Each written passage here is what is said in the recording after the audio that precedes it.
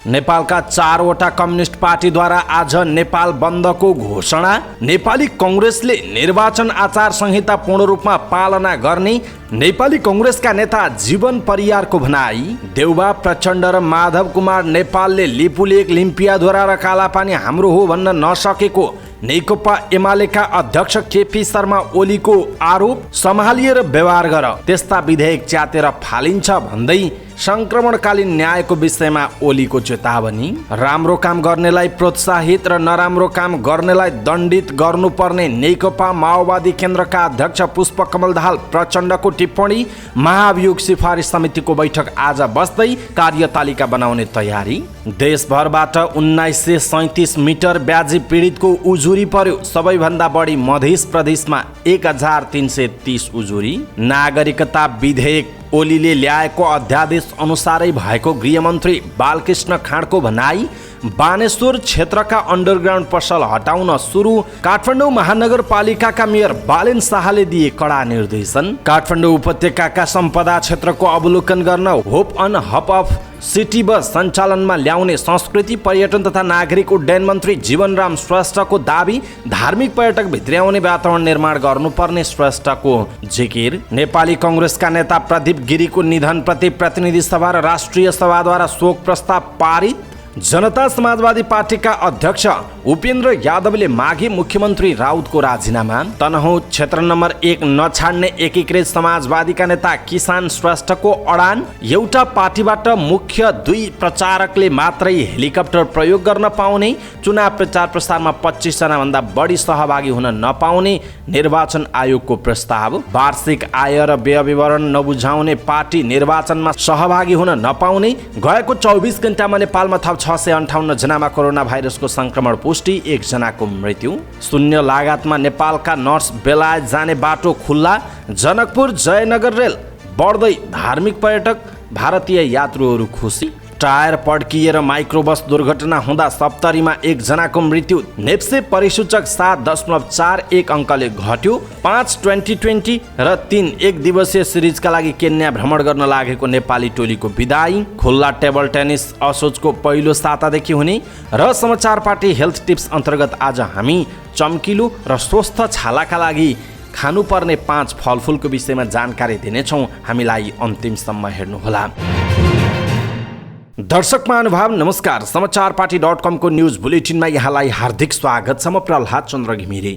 आज मिति विक्रम सम्वत 2079 साल भदौ 7 गते मंगलबार, ईस्वी सम्वत सन् 2022 अगस्त 23 तारिक आज अजा एकादशी व्रत। सदाको झैं आज पनि हामी उपस्थित भएका छौं। आजका महत्त्वपूर्ण समाचार ब्रेकिङ न्यूज अपडेट। आज दिनभर देश तथा विदेशमा कहाँ के हुँदैछ, महत्त्वपूर्ण खबरहरू हेर्नै पर्ने, तपाईलाई काम लाग्ने समाचारहरू लिएर उपस्थित भएका छौं। हामीलाई अन्तिमसम्म हेर्नुहोला। हाम्रो मेहनतका लागि यो भिडियोमा एउटा लाइक अवश्य गर्नुहोला। अहिलेसम्म तपाईले हामीलाई सब्स्क्राइब गर्नु भएको छैन भने कृपया सब्स्क्राइब गर्नुहोस् अनि नजिकै आउने बेल आइकनलाई क्लिक गर्नुहोला। देशभित्रबाट हेरिरहनु भएको छ अथवा विदेशमा हुनुहुन्छ, देशभित्र हुनुहुन्छ भने आफू रहेको गाउँ ठाउँ सहर जिल्लाको नाम लेख्नुहोला। विदेशमा हुनुहुन्छ भने कुन देशबाट हेरिरहनु भएको छ त्यो कुरा लेख्नुहोला।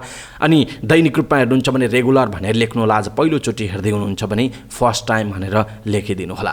आउनुहोस् दर्शक महानुभाव, आजका महत्त्वपूर्ण समाचार सुरु गरौँ नेपाल बन्द घोषणाको प्रसङ्गबाट। नेपालका 4 कम्युनिस्ट पार्टीले आज नेपाल बन्दको घोषणा गरेका छन्। नेपाल कम्युनिस्ट पार्टीका महासचिव विप्लव, नेपाल कम्युनिस्ट पार्टीका अध्यक्ष ऋषि कटेल, वैज्ञानिक समाजवादी कम्युनिस्ट पार्टीका महासचिव आहुति र नेपाल माओवादी समाजवादीका अध्यक्ष कर्णजित बुढाथोकीले संयुक्त विज्ञप्ति प्रकाशित गर्दै आज नेपाल बन्दको घोषणा गर्नुभएको हो। वर्तमान सरकारले राष्ट्रघाती एमसीसी सम्झौता नेकपासँग भएको 3 बुँदे सहमति कार्यान्वयन नगरेको, विप्लव लगायतका नेता कार्यकर्ता विरुद्ध पक्राउ पूर्जी जारी गरेको र भ्रष्टाचार विरुद्ध सङ्घर्षको कार्यक्रम गरेको छ। कार्यक्रमको अन्तिम दिन नेपाल बन्दको आह्वान गरिएको हो। सङ्घर्षका कार्यक्रम अन्तर्गत भदौ 1 गते देशभरका प्रशासन कार्यालय मार्फत प्रधानमन्त्रीलाई ज्ञापन पत्र बुझाउने, भदौ 4 गते देशव्यापी विरोध सभा, भदौ 6 गते देशव्यापी मसाल जुलुस र 7 गते नेपाल बन्द आह्वान गरिएको विज्ञप्तिमा उल्लेख गरिएको थियो। सोही अनुरूप आज नेपाल बन्दको आह्वान गरिएको जनाइएको छ। राज्य आतंक, राष्ट्रघाती र जनघाती सरकारका गलत गतिविधि सच्याउन, सुधार गर्न रोक्न आफूहरू हामीसँग जनसागर, जनहस्तक्षेप र जनसङ्घर्षको विकल्प नभएको भन्दै विज्ञप्तिमा राज्य गलत बाटोमा हिँडिरहेकाले सङ्घर्षको कार्यक्रम घोषणा गरिएको उल्लेख गरिएको छ। राजनीतिक दलहरूले आगामी सङ्घ र प्रदेशको निर्वाचनमा निर्वाचन आचार संहितालाई पूर्ण रूपमा पालना गर्ने प्रतिबद्धता व्यक्त गरेका छन्। निर्वाचन आयोगले राजनीतिक दलका प्रतिनिधिहरूलाई निर्वाचन आचार संहिताको सम्बन्धमा छलफल गर्न बोलाएको थियो। सो छलफलका क्रममा बोल्दै दलका नेताहरूले निर्वाचन आचार संहितालाई पूर्ण रूपमा पालना गर्न आफूहरू तयार रहेको बताएका हुन्। नेताहरूले निर्वाचन आयोगलाई आचार संहिता पूर्ण रूपमा कार्यान्वयन गराउनका लागि अनुगमन गर्न पनि सुझाव दिएका छन्। निर्वाचन आयोगले राखेका कतिपय प्रावधानहरूको भने नेताहरूले विरोध गरेका छन्। आयोगसँगको छलफलपछि सञ्चारकर्मीहरूलाई प्रतिक्रिया दिँदै नेपाली कङ्ग्रेसका नेता जीवन परियारले कङ्ग्रेसले निर्वाचन आचार संहिता पूर्ण रूपमा पालना गर्ने प्रतिबद्धता व्यक्त गर्नुभयो। उहाँले निर्वाचन प्रचार प्रसारको क्रममा सामाजिक सञ्जाललाई धेरै बन्देज लगाउन नहुने सुझाव दिएको पनि बताउनु भएको छ। प्रमुख प्रतिपक्ष दल नेकपा एमालेका अध्यक्ष एवं पूर्व प्रधानमन्त्री केपी शर्मा ओलीले लिपुलेक, लिम्पियाधुरा र कालापानी नेपालको हो भनेर भन्न सत्तारूढ दलका नेताहरू डराएको आरोप लगाउनु भएको छ। अध्यक्ष ओलीले प्रधानमन्त्री शेरबहादुर देउबा, माओवादी केन्द्रका अध्यक्ष पुष्पकमल दाहाल प्रचण्ड र एकीकृत समाजवादीका अध्यक्ष माधव नेपालको नामै लिएर सो भूमि नेपालीको हो भनेर चुइक्क बोल्न नसकेको बताउनुभयो। सोमबार ललितपुरमा आयोजित विभिन्न पार्टीबाट आएका नेता कार्यकर्तालाई आफ्नो पार्टीमा प्रवेश गराउने कार्यक्रममा बोल्दै उहाँले एमालेले भने सो जमिन समावेश गरेर नेपालको नक्सा जारी गर्ने काम गरेको बताउनु भएको छ। यसैबीच नेकपा एमालेका अध्यक्ष केपी शर्मा ओलीले संक्रमणकालीन न्याय सम्बन्धी विधेयकमा आपत्ति जनाउनुभयो। कानुन मन्त्रीले हिरो हुने नाममा पीडितहरूमाथि दमन गरेको भन्दै उहाँले यस्ता विधेयक च्यातेर फाल्ने बताउनुभयो। सिन्धुपाल्चोकका माओवादी नेता कार्यकर्तालाई पार्टी प्रवेश गराउँदै ओलीले सरकारलाई सम्हालिएर व्यवहार गर्न आग्रह गर्नुभएको छ। कानुन मन्त्री गोविन्द बन्दीतर्फ सङ्केत गर्दै उहाँले भन्नुभयो, एउटा चटके मन्त्री 6 महिनाका लागि आएर हिरो हुनका लागि कसैले नगरेको मैले सकेँ भनेर पीडितहरूमाथि बलजफ्ती गर्ने उहाँको प्रश्न रहेको छ। संसदको सबैभन्दा ठुलो र प्रमुख प्रतिपक्ष दल एमालेसँग एक वचन सरसल्लाह नगरेको भन्दै एमाले अध्यक्ष ओलीले भन्नुभयो, मनपरी ढङ्गले विधेयक ल्याएको छ, बहुमत छ भनेर पास गर्न खोजेको छ, त्यस्ता विधेयकहरू च्यातेर फालिन्छ उहाँको भनाइ छ। उहाँले अघि भन्नुभयो, पीडितहरूको आँसुमा खेलवाड गर्न, अझ पीडा थप्न शान्ति प्रक्रिया होइन, पीडा टुङ्ग्याउनु पर्यो, सद्भाव कायम गर्नु पर्यो, मेलमिलाप हुनु पर्यो उहाँको भनाइ छ। स्वास्थ्यचारी ढङ्गले कानुन संशोधन गर्न खोजेको भन्दै उहाँले सरकारलाई खबरदारी पनि गर्नुभयो। नेकपा माओवादी केन्द्रका अध्यक्ष पुष्पकमल दाहाल प्रचण्डले पार्टीमा राम्रो काम गर्नेलाई प्रोत्साहन र नराम्रो काम गर्नेलाई दण्डित गर्नुपर्ने बताउनुभयो। सोमबार गत स्थानीय निर्वाचनमा पार्टीमाथि अन्तर्घात गर्ने नेताहरूको छानबिन गर्न गठित टङ्क राई नेतृत्वको समितिको प्रतिवेदन बुझ्दै अध्यक्ष दाहालले यस्तो बताउनु भएको हो। उहाँले पार्टीलाई अनुशासनमा चलाउनका लागि समिति गठन गरेर अन्तर्घातको छानबिन गरिएको बताउनु भएको हो। उहाँले राम्रो काम गर्नेलाई प्रोत्साहित गर्ने र नराम्रो काम गर्नेलाई दण्डित नगर्ने हो भने पार्टी कम्युनिस्ट पार्टी जस्तो नहुने बताउनुभयो। अध्यक्ष दाहालले पार्टीलाई विधिसम्मत रूपमा चलाउने पनि बताउनु भएको छ। महाभियोग सिफारिस समितिको बैठक आज बस्दैछ। समितिका ज्येष्ठ सदस्य रामबहादुर विष्टका अनुसार आज दिउँसो 2 बजे बैठक बस्ने तय भएको छ।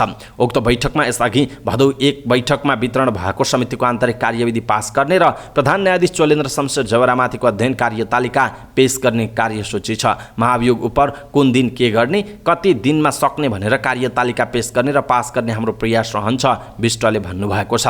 बैठकमा समितिको सभापति चयनको विषय उठ्न सक्ने उहाँले बताउनु भयो। पहिलो बैठकमा सभापतिको कुरा उठेको थियो, यसबीचमा सभापतिकै लागि खास तयारी त भएको छैन, तर पनि उठ्न सक्छ, विष्टले भन्नुभएको छ। प्रतिनिधि सभामा दर्ता भएको जवरा विरुद्धको महाभियोग उप अध्ययन गर्ने जिम्मेवारी महाभियोग सिफारिस समितिले 22 साउनमा पाएको थियो। जिम्मेवारी पाएको 9 दिनपछि पहिलो बैठक बसेको थियो। 2078 साल फागुन 1 मा 98 जना प्रतिनिधि सभा सदस्यहरूले जवरा विरुद्ध महाभियोग प्रस्ताव दर्ता गराएका थिए। देशभरबाट 1937 मिटर ब्याज पीडितहरूको उजुरी परेको छ। सोमबार विविध विषयमा आयोजित पत्रकार सम्मेलनमा गृहमन्त्री बालकृष्ण खाँडले उक्त जानकारी गराउँदै मिटर ब्याजको समस्या सोचेभन्दा व्यापक भएको बताउनु भएको छ। गृहमन्त्रीले दिएको जानकारी अनुसार सबैभन्दा बढी मध्य प्रदेशबाट अहिलेसम्म 1330 उजुरी परेको छ। कुल उजुरीको करिब 68% मध्य प्रदेशबाट आएको छ।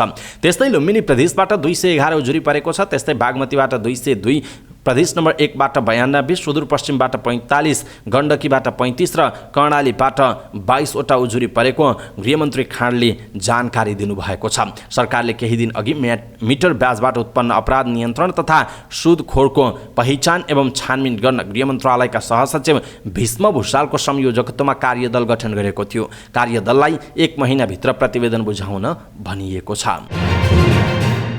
यसैबीच गृहमन्त्री बालकृष्ण खाँडले अनागरिकको जीवन बिताइरहेकाहरूलाई नागरिकता दिनका लागि सरकारले नागरिकता सम्बन्धी विधेयक ल्याउनु परेको स्पष्ट पार्नु भएको छ। सिंहदरबारमा आयोजित पत्रकार सम्मेलनमा उहाँले पूर्ववर्ती केपी शर्मा ओली नेतृत्वकै सरकारले ल्याएको विधेयक र अध्यादेश अनुसार नै सो विधेयक ल्याइएको दाबी समेत गर्नुभयो। गृहमन्त्री खाँडले बुबा आमा नागरिक भएर पनि सन्तानले नागरिकता नपाउने अवस्थाको अन्त्य गर्न पनि सरकारले सो विधेयक ल्याएर उनीहरूलाई नागरिकता दिलाउन सार्थक प्रयत्न गरेको बताउनुभयो। उहाँले संवैधानिक व्यवस्था अनुसार नै गैर आवासीय नेपाली नागरिकहरूलाई नागरिकता दिने व्यवस्था गर्नु परेको बताउनुभयो। उहाँले सो विधेयकमा महिलाको स्वाभिमानमाथि चोट पुर्याउने खालको कुनै पनि प्रावधान नभएको पटक पटक दोहोर्याउनु भएको छ। काठमाडौँ महानगरपालिकाले बानेश्वर आसपासमा रहेका अन्डरग्राउन्डका पसल हटाउन सुरु गरेको छ। सोमबार बिहानदेखि नयाँ बानेश्वरमा नेपाल प्रहरी, ट्राफिक प्रहरी, नगर प्रहरी सहित काठमाडौँ महानगरपालिकाका मेयर बालेन्द्र शाह आफै अन्डरग्राउन्डका पसल हटाउन एक्सनमा उत्रिनु भएको हो। मेयर शाहले घरधनीहरूले अन्डरग्राउन्डमा पार्किङको व्यवस्था गर्ने भनेर नक्सा पास गरे पनि घर बनाई अन्डरग्राउन्डमा पार्किङ नबनाई पसल राख्न दिएको भन्दै ढलान भत्काएर पार्किङ खुला गर्नु भएको हो। महानगरपालिकाले 35 दिन अघि नै अन्डरग्राउन्डका पसल हटाउन र सो ठाउँमा पार्किङको व्यवस्था गर्न सूचना निकालेको थियो। तर त्यो सूचना जारी भएको 35 दिन बढी हुँदा पनि कार्यान्वयन नभएको भन्दै मेयर शाह आफै मैदानमा उत्रिनु भएको हो। मेयर शाहले अन्डरग्राउन्डमा पसल गर्ने सबै व्यवसायीहरूलाई तत्काल पसल नहटाए महानगर आफैले पसल हटाउने भन्दै चेतावनी दिनुभयो। मेयर शाहले नक्सा पास भए बमोजिम घरको अन्डरग्राउन्डमा पसल भई तुरुन्त खाली गरेर पार्किङका लागि खुल्ला गर्न निर्देशन दिनुभयो। यता नयाँ बानेश्वर व्यापार व्यवसाय सङ्घका अध्यक्ष नवीन लुइटेलले घरधनीहरूले महानगरमा घरको नक्सा पास गर्दा अन्डरग्राउन्ड पार्किङका लागि भनिए पनि पसल राख्न दिँदा व्यवसायीहरू मर्कामा परेको बताउनुभयो। दर्शक महानुभाव, यसप्रति तपाईँको धारणा के छ? आफ्नो धारणा तलको कमेन्ट बक्समा कमेन्ट गर्नुहोला। सरकारले काठमाडौँ उपत्यकामा रहेका सम्पदा क्षेत्रको अवलोकन गर्न hop on hop off city bus सञ्चालनमा ल्याउने भएको छ। संस्कृति, पर्यटन तथा नागरिक उड्डयन मन्त्री जीवनराम श्रेष्ठले काठमाडौँ उपत्यकामा रहेका सम्पदा क्षेत्रको अवलोकन गर्न hop on hop off city bus सञ्चालनमा ल्याउने बताउनुभयो। उहाँले नेपाल व्यवसायी कलाकार सङ्घको कार्यक्रमलाई सम्बोधन गर्दै यस्तो बताउनु भएको हो। मन्त्री श्रेष्ठले काठमाडौँका सांस्कृतिक सम्पदा घुम्न आउने विदेशी तथा स्वदेशी पर्यटकहरूलाई सम्पदा क्षेत्रको अवलोकन गर्न सार्वजनिक सवारी सहज नहुने भन्दै सहजताका लागि hop on hop off city bus सेवा सञ्चालन गर्ने योजना अघि सारिएको बताउनुभयो। उहाँले पर्यटन पुनरुत्थान कार्ययोजना अनुरूप स्वयम्भू स्तूपा र हनुमान ढोका दरबार क्षेत्रलाई सम्पदा पद यात्रामा जोड्ने गरी कार्य अगाडि बढाइएको पनि बताउनु भएको छ। यसैबीच संस्कृति, पर्यटन तथा नागरिक उड्डयन मन्त्री जीवनराम श्रेष्ठले सरकारले धार्मिक पर्यटकलाई भित्र्याउने वातावरण निर्माण गर्नुपर्ने बताउनु भएको छ।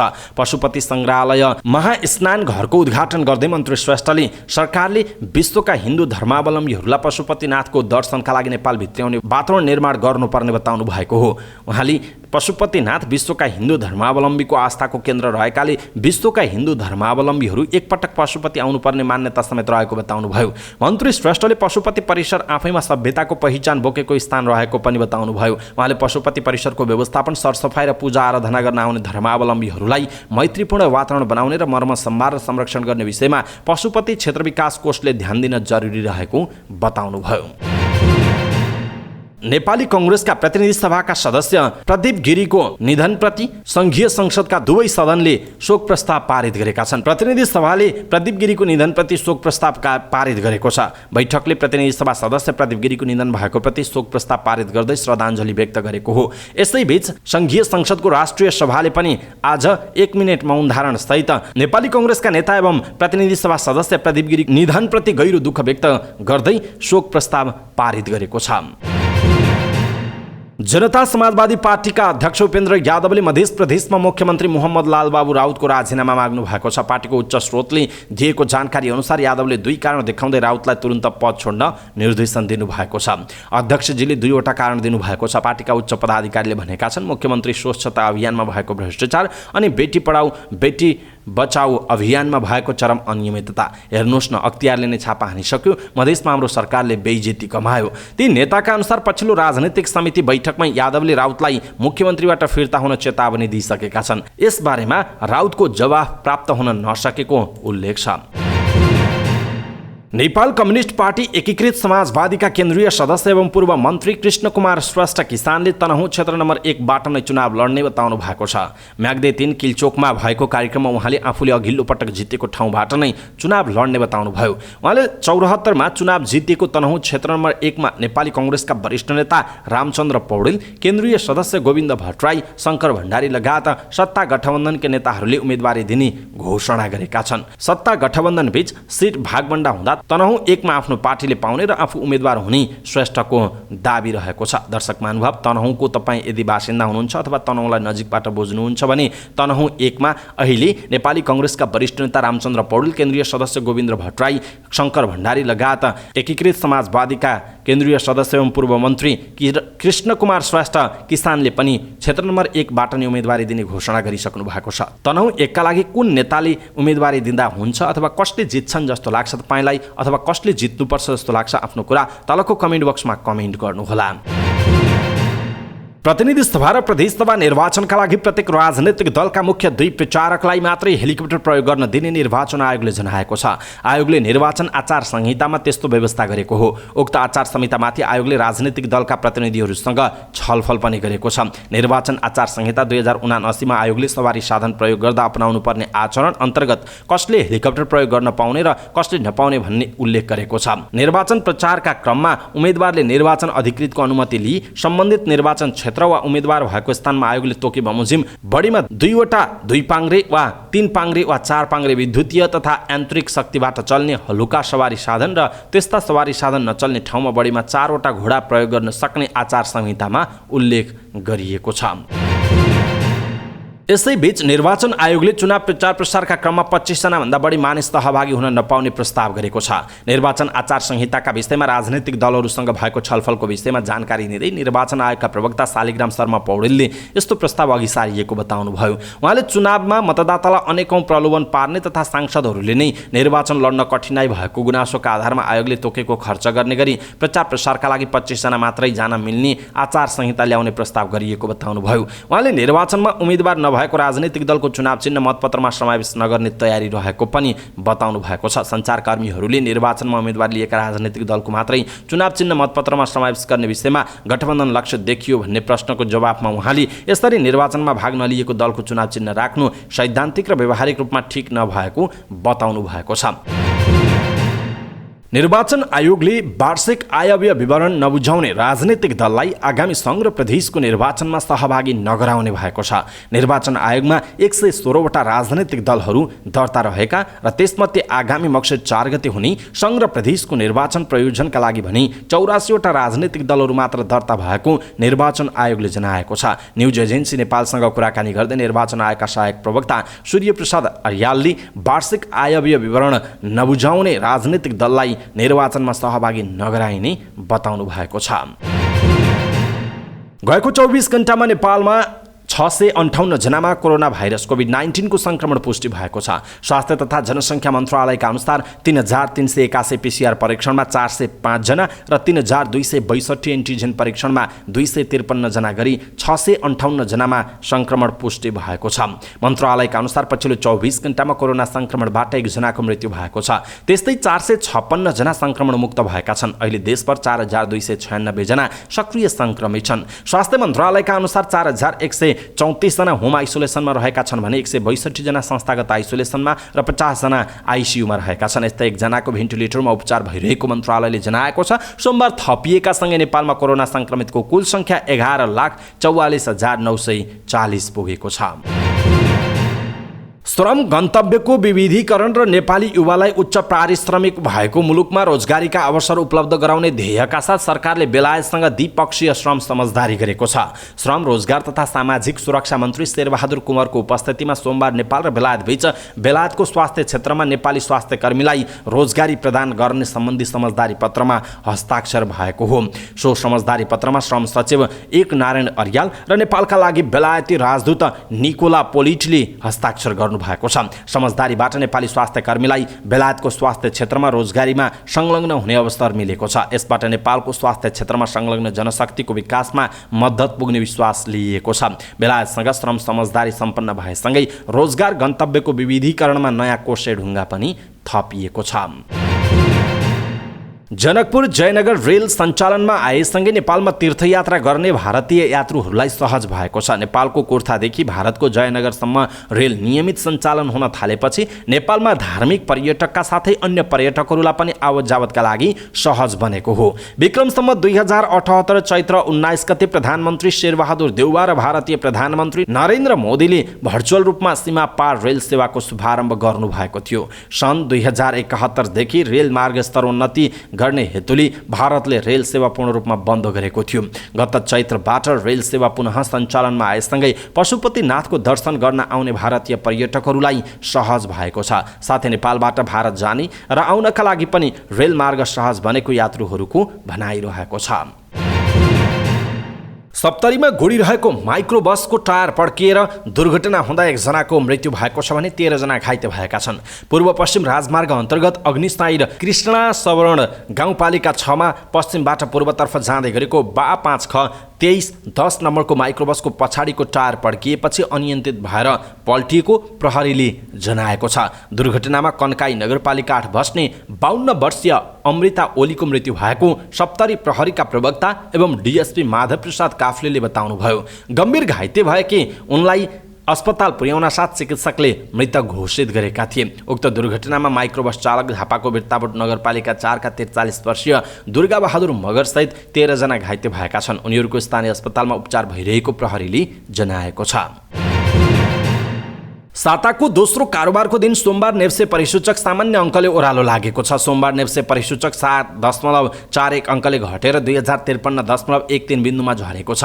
त्यस्तै सेन्सिटिभ इन्डेक्स 1.47 अङ्क, फ्लोड इन्डेक्स 0.51 अङ्क र सेन्सिटिभ फ्लोड इन्डेक्स 0.56 अङ्क घटेको छ। सोमबार कारोबारमा आएका 222 कम्पनीका 52,30,000 किता सेयर 1 अर्ब 72 करोड 62 लाख रुपैयाँ बराबरको खरिद बिक्री भएको छ। सोमबार नेप्सेसँगै कारोबार रकम समेत गिरावट आएको छ। आइतबार 2 अर्ब 4 करोड 70 लाख 93 हजार रुपैयाँ बराबरको कारोबार भएको थियो। सोमबार नेप्सेका 13 उपसमूह मध्ये म्युचुअल फन्ड उपसमूहको परिसूचक बाहेक अरू सबै उपसमूहको परिसूचक नकारात्मक देखिएको छ, जसमा म्युचुअल फन्ड उपसमूहको परिसूचक 0.20% बढेको छ। तर यता होटल तथा पर्यटन उपसमूहको परिसूचक 1.05%, विकास बैङ्कको 0.60%, जलविद्युतको 0.68% र निर्जीवन बिमाको 0.57% घटेको जनाइएको छ। 5-2020 र 3 एक दिवसीय सिरिजका लागि केन्या भ्रमण गर्न लागेको नेपाली टोलीलाई सोमबार नेपाल क्रिकेट संघ क्यानले बिदाई गरेको छ। काठमाडौँमा एक कार्यक्रमको आयोजना गरेर अन्तर्राष्ट्रिय भ्रमणमा निस्कन लागेको टोलीलाई क्यानले बिदाई गरेको हो। टोलीलाई क्यानका अध्यक्ष चतुरबहादुर चन्द, कोषाध्यक्ष रोशन सिंह लगायतले बिदाई गर्नुभएको हो। बिदाई कार्यक्रमपछि बोल्दै नेपाली टोलीका प्रशिक्षक मनोज प्रभाकरले केन्या भ्रमणका लागि टोलीको तयारी राम्रो रहेको भन्दै राम्रो प्रदर्शन हुने विश्वास व्यक्त गरेका छन्। अहिलेको अवस्थालाई नेपाली टोली कच्चा रहेको बताउँदै वर्ष दिनभित्र युवा टोलीले क्रिकेटमा राम्रो नतिजा निकाल्ने उनको भनाइरहेको छ।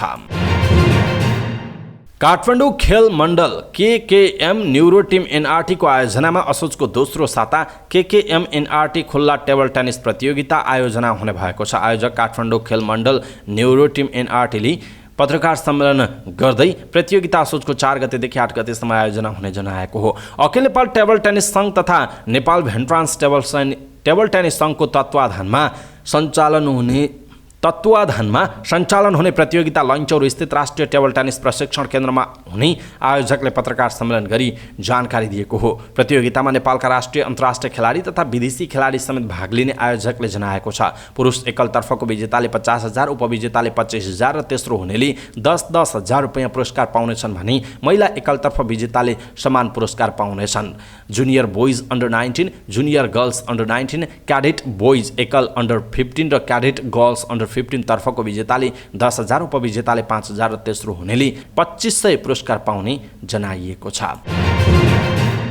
समाचार पार्टी न्युज बुलेटिनमा पालो भएको छ समाचार पार्टी हेल्थ टिप्स। आजको समाचार पार्टी हेल्थ टिप्समा हामीले स्वस्थ र चम्किलो छालाका लागि खानुपर्ने 5 फलफुलको विषयमा जानकारी दिनेछौँ। हामीलाई अन्तिम समय हेर्नुहोला। सबै नेपाली माझ पुर्याउनका लागि यो भिडियोलाई सेयर गर्न पनि नबिर्सिनुहोला। सुन्तलामा प्रशस्त मात्रामा पौष्टिक तत्त्वहरू पाइन्छन्। त्यसमध्ये एउटा हो भिटामिन सी, जुन कोलाजिन नामक छालाहरूका रेसाहरू बनाउन चाहिन्छ। यति नै भई सुन्तलाको रस र बोक्राले छालामा मालिस गर्नाले छालाको प्वालमा जम्मा भएका फोहोर हटाई छालालाई स्वस्थ राख्न मद्दत गर्दछ। त्यस्तै अर्को हो स्याउ। छालामा चमक ल्याउन स्याउको एकदम ठुलो भूमिका हुन्छ। यसमा हुने भिटामिन सी छालाका लागि फाइदाजनक छ। त्यति मात्र नभई स्याउमा प्रशस्त मात्रामा पाइने पोटासियम छालाको लागि अत्यन्त जरुरी रहेको हुन्छ। त्यस्तै अर्को हो मेवा। मेवालाई पहिरनको फल पनि भनिन्छ। मेवामा प्रशस्त मात्रामा इन्जाइम र पौष्टिक तत्त्वहरू पाइन्छ। यसले तपाईँको छालालाई भर्खरको र ताजा राख्छ। त्यसैगरी मेवाको कालो दानाहरू पिसेर लगाउनाले छालाको विषादी र मरेका कसहरू फाल्न मद्दत गर्दछ।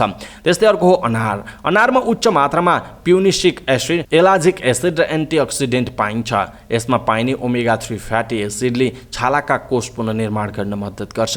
त्यस्तै रातो रक्तकोषको मात्रा बढाई स्वस्थ रक्त प्रवाहका लागि पनि आवश्यक हुन्छ। अनार एक प्राकृतिक मोइस्चराइजर भएकाले सुक्खा छालाका लागि पनि यो फाइदाजनक हुन्छ। अर्को हो खरबुजा। खरबुजामा प्रशस्त मात्रामा पानी हुने भएकाले शरीरलाई सदैव हाइड्रेट राख्न मद्दत गर्छ। यसमा हुने लाइकोपिन, भिटामिन सी र भिटामिन ए ले छाला बुढो हुनबाट जोगाउँछ। खरबुजाको रस छालामा लगाउनाले छालामा जम्मा भएका फोहोर सफा गर्न र छाला स्वस्थ राख्न मद्दत गर्दछ। दर्शक महानुभाव, आज हामीले स्वस्थ र चम्किलो छालाका लागि खानुपर्ने 5 फलफुलको विषयमा जानकारी दियौँ। तपाईँलाई कस्तो लाग्यो आफ्नो धारणा तलको कमेन्ट बक्समा कमेन्ट गर्नुहोला। सबै नेपालीहरूमा आज यो हेल्थ टिप्स पुर्याउनका लागि आफ्नो फेसबुक, ट्विटर लगायतका सामाजिक सञ्जालमा यहाँले सेयर गर्न नबिर्सिनुहोला। अवस्था दर्शक महानुभाव, आजका महत्त्वपूर्ण समाचार ब्रेकिङ न्युज अपडेटहरू यति नै हामीले प्रस्तुत गरेका यी समाचारहरूप्रति तपाईँको धारणा के छ? आफ्नो धारणा तलको कमेन्ट बक्समा कमेन्ट गर्नुहोला। हाम्रो मेहनतका लागि यो भिडियोमा एउटा सानो लाइक अवश्य गर्नुहोला। दर्शक महानुभाव, पलपलको न्युज अपडेटका लागि हाम्रो च्यानललाई सब्स्क्राइब गर्नुहोस् अनि नजिकै आउने बेल आइकनलाई क्लिक गर्नुहोला। पलपलको न्युज अपडेटका साथ फेरि हाम्रो भेट हुनेछ। तपाईँ समाचार पार्टी हेर्दै गर्नुहोस्। नमस्कार।